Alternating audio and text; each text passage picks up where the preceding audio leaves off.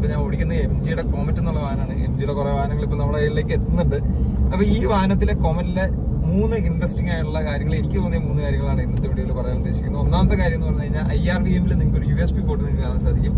ഇത് അവർ കൊടുത്തിരിക്കുന്നത് ഡാഷ് ക്യാമിന്റെ കണക്ഷന് വേണ്ടിയാണ് കൊടുത്തിരിക്കുന്നത്. അത് MG വളരെ തോട്ട്ഫുൾ ആയിട്ട് ചെയ്തിരിക്കുന്ന ഒരു കാര്യമാണ്. മറ്റുള്ള വാഹനങ്ങളൊക്കെ നമുക്ക് ചിലപ്പോൾ ലൈനൊക്കെ വലിച്ച് ചെയ്യേണ്ടി വരും. പക്ഷെ MG അത് വളരെ തോട്ട്ഫുൾ ആയിട്ട് ചെയ്തിട്ടുണ്ട്. MGയുടെ പല വാഹനങ്ങളും കാണാൻ സാധിക്കും. അത് വളരെ ക്ലവർ ആയിട്ടുള്ള ഒരു കാര്യമായിട്ടിരിക്കും.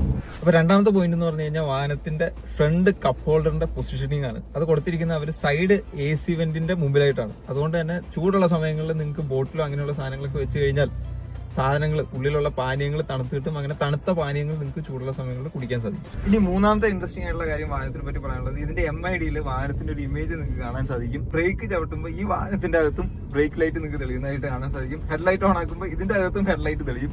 ഇൻഡിക്കേറ്റർ ഇട്ട ഇൻഡിക്കേറ്ററും ഈ ചെറിയ വാഹനത്തിലും ഇൻഡിക്കേറ്റർ ഓൺ ആവും നിങ്ങൾക്ക് കാണാൻ സാധിക്കും. അത് വളരെ കുറക്കായിട്ട് ഒരു ഉൾപ്പെടുത്തിയ കാര്യമായിട്ട് തോന്നും. MG കോമറ്റിന്റെ ചില രസകരമായിട്ടുള്ള ചെറിയ 3 കാര്യങ്ങളാണ് ഈ വീഡിയോയിൽ ഞങ്ങൾ പറയാൻ ഉദ്ദേശിച്ചത്. ഈ വാഹനം തന്നെ വളരെ ഇൻട്രസ്റ്റിംഗ് ആയിട്ടുള്ള കാറാണ്. 2 ഡോറുള്ളൂ. 6 അടിക്ക് മുകളിലുള്ള പൊക്കമുള്ളവർക്ക് ഈ വാഹനത്തിൽ കയറിയിരിക്കാനൊക്കെ ബുദ്ധിമുട്ടാണ്.